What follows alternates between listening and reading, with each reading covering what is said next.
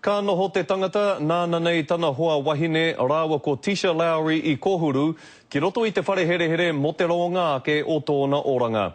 No te rangi nei, ka taka te toki ki runga I a Jason Somerville I te kōti teitei o tautahi. Ka poro whiua ia ki te whare here here mo te 23 tau, ka re hoki he putanga.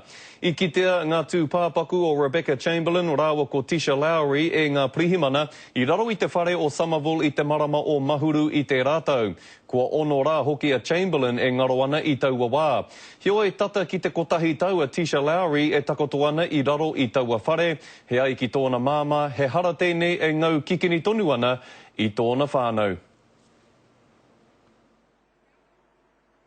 Today has been a very hard day for myself and my family. We don't want any media attention. And Go away. it's the end of the justice system as far as Jason Somerville. He's been sentenced to jail, but it's not the end for our family.